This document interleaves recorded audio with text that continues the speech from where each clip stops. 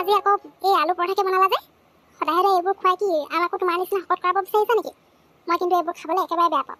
আৰু তহঁত দুটাও খাবলৈ কি ভাল পাওঁ নাজানো, সদায় সদায় একেবোৰকে খাই খাই মোৰ কিন্তু আমনিহে লাগিছে। তাই নিজেই শকত যে, সেইকাৰণে তাই নিচিনা আমাকো শকত কৰাওঁ বুলি ভাবিছে। সেইটো কাৰণে সদায় সদায় একেবোৰকে বনাই থাকিব। মা তুমি কি বেয়া পোৱা নাজানো, কিন্তু বৌ তুমি চবচে বেষ্ট হয়।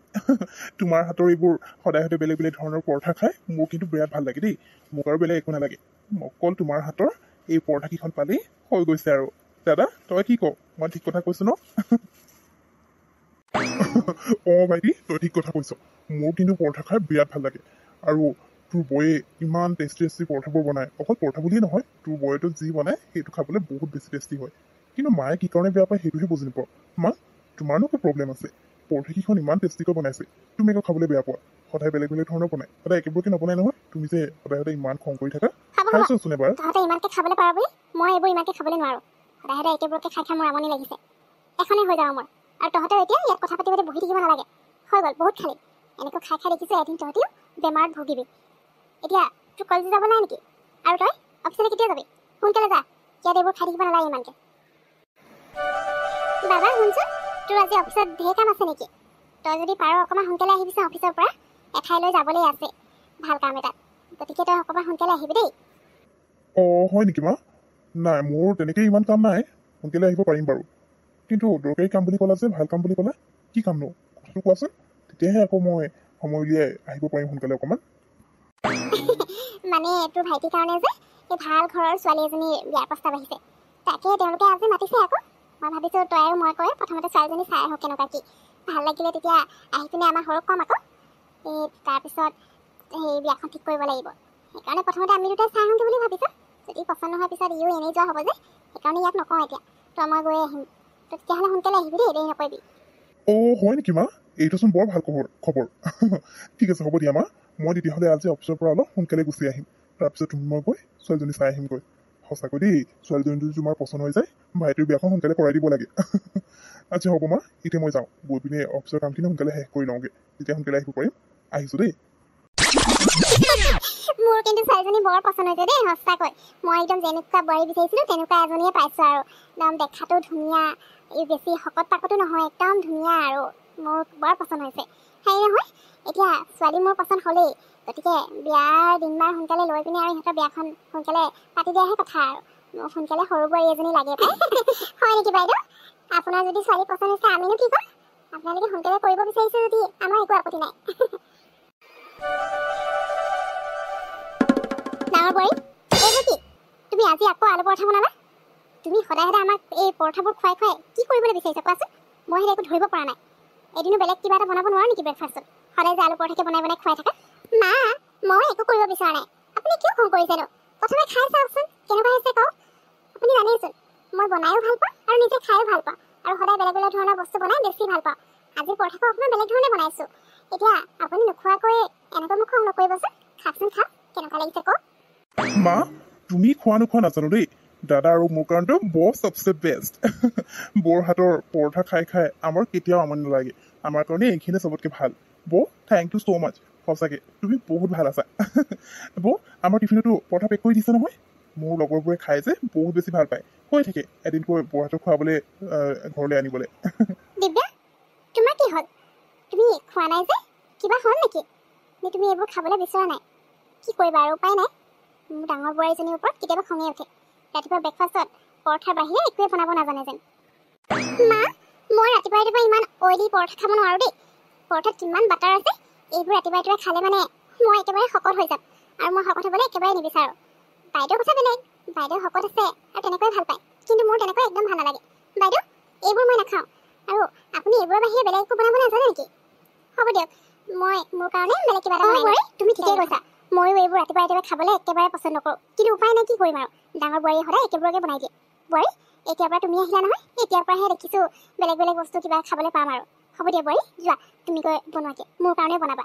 আৰু বোৱাৰী মই আজিৰ পৰা পাকঘৰৰ এইবোৰ বনোৱা মেলা দায়িত্ব তোমাক দিলোঁ। ডাঙৰ বোৱাৰী আজিৰ পৰা তুমি পাকঘৰত বনোৱা মেলা কাম কৰিব নালাগে। তোমাৰ হাতৰ এই একেবোৰ বস্তু খাই খাই মই একেবাৰে আমনি পালোঁ। এতিয়া সৰু বোৱাৰীক যি বনাব লাগে সৰু বোৱাৰীয়ে বনাব, তুমি বাকী ঘৰৰ কামখিনি চাই ল'বা। বোৱাৰী যোৱা। কেতিয়াবা বনাই বনাই আমনি লাগে, কিন্তু আহিয়ে যে পাকঘৰৰ দায়িত্বটো মায়ে মুখে দি দিলে সেইটো কিন্তু মোৰ কাৰণে ভালো হ'ল। বাহ বোৱাৰী, যেতিয়াৰ পৰা তুমি পাকঘৰত বনোৱা মেলা কামটো হাতত ল'লা, তুমি সঁচাকৈ সদায় সদায় ইমান ধুনীয়াকৈ বনাই খোৱা। ৰাতিপুৱা ৰাতিপুৱা আমি এতিয়া এই ডাঙৰ বোৱাৰীয়ে বনাই দিয়া আলু পৰঠা, কিবা পৰঠা সেইবোৰ খাবও নালাগে, ইমান অইলি বস্তুবোৰ। তুমি অহাৰ পৰা যে মোৰ বৰ ভাল হৈছে দেই, সঁচাকৈ। এতিয়াহে মোৰ খোৱা বোৱাবোৰ অলপ ভাল লগা হৈছে। প্ৰথমতে মই একো খাবলৈ মন নগৈছিল পাই। তুমি সঁচাকৈ বৰ ভাল দেই। তুমি খাই ভাল পাইছা ঠিকেই, কিন্তু মোৰ আৰু দাদাৰ যে বৰ হাতৰ পৰঠা খাইহে বেছি ভাল লাগিছিলে। এতিয়া কিমান দিন হৈ গ'ল বৰ হাতৰ একো খাবলৈ পোৱা নাই। কি যে আৰু এইবোৰ খাবলৈ মোৰ ভালেই নলগা হৈছে কিবা। বৌয়ে আগতে যেতিয়া ব্ৰেকফাষ্ট বনাই আমাৰ কেতিয়াও আমনিয়ে নালাগে, পেট ভৰাকৈ খাইছিলোঁ। এতিয়া আমাৰ ভোকটো থাকিয়ে যায়। কি এয়া আপুনি কি কৈছে? আমাৰ ফেক্টৰীত জুই লাগি গ'ল আৰু সকলো জ্বলি শেষ হৈ গ'ল। হে ভগৱান, এতিয়া আমি কি কৰিম? সিমানবোৰ টকা লোন লৈ থৈছিলোঁ, সেইখিনিতে কেনেকৈ আমি ঘূৰাব পাৰিম? দাদা সকলো শেষ হৈ গ'ল, আমাৰ ফেক্টৰীত জুই লাগিলে।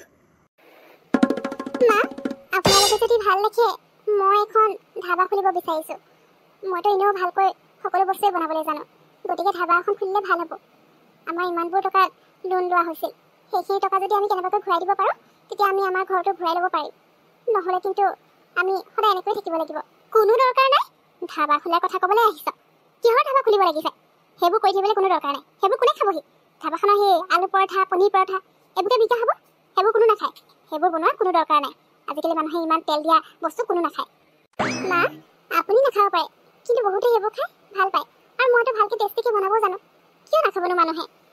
আৰু এনেও এতিয়া আমি কিবা না কিবা এটাতো কৰিবই লাগিব। এনেকৈ সাধাৱতি বহি থাকিলে নহ'ব। মই ভাবিছোঁ আমি পঢ়া চেণ্টাৰ এটাই খুলি দিওঁ নেকি। মানে তাত অকল পঢ়াই পাব মানুহে, সেইখিনি বেছি অইলো নাথাকে আৰু মানুহে ব্ৰেকফাষ্টৰ কাৰণে একদম পাৰফেক্ট বস্তু হ'ব।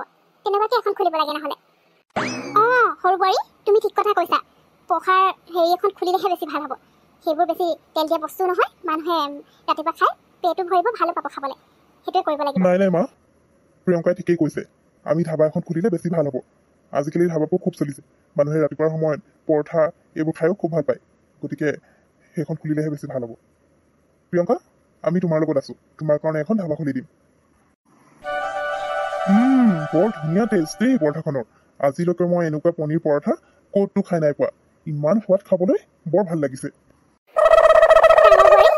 মোক মাফ কৰি দিবা বোৱাৰী, তুমি অকণমান শকত হোৱাৰ কাৰণে মই প্ৰথমৰ পৰাই তোমাক সদায় বেয়া ব্যৱহাৰ কৰি আহিছোঁ। তোমাৰ প্ৰত্যেকটো কথাতে মই কেতিয়াও তোমাৰ লগ নাই দিয়া, কিন্তু আজি মই বুজি পাইছোঁ।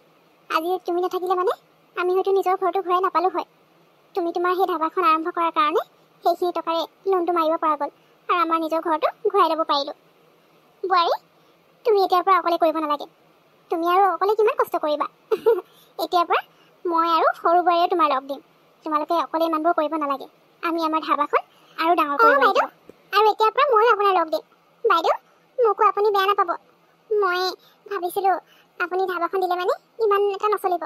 আজিকালি মানুহে তেল খোৱাটো ইমানকৈ কমাই দিছে, কিন্তু আমি এতিয়া দেখিছোঁ আপোনাৰ ধাবাখন বহুত ধুনীয়াকৈ চলিবলৈ লৈছে আৰু মানুহৰ ভিৰ লাগি থাকে। গতিকে আপোনাৰ চাগে বহুত কষ্ট হয় ন? এতিয়াৰ পৰা চিন্তা নকৰিব, আমি চবেই লগে ভাগে কৰিম আৰু আমাৰ ধাবাখন আৰু ডাঙৰ কৰিম। সঁচাকৈ মা, আপুনি এতিয়াৰ পৰা মোৰ লগত কাম কৰিব?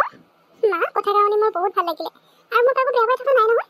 মোৰ দুখে লাগি আছিল আপোনালোকে মোক ছাপোৰ্ট নকৰাৰ কাৰণে। এতিয়া শুনি ভাল লাগিলে। অঁ মা, এতিয়াৰ পৰা আমি সকলোৱে একেলগে কাম কৰিম আৰু আমাৰ ধাবাখন ইয়াতকৈও ডাঙৰ কৰিম।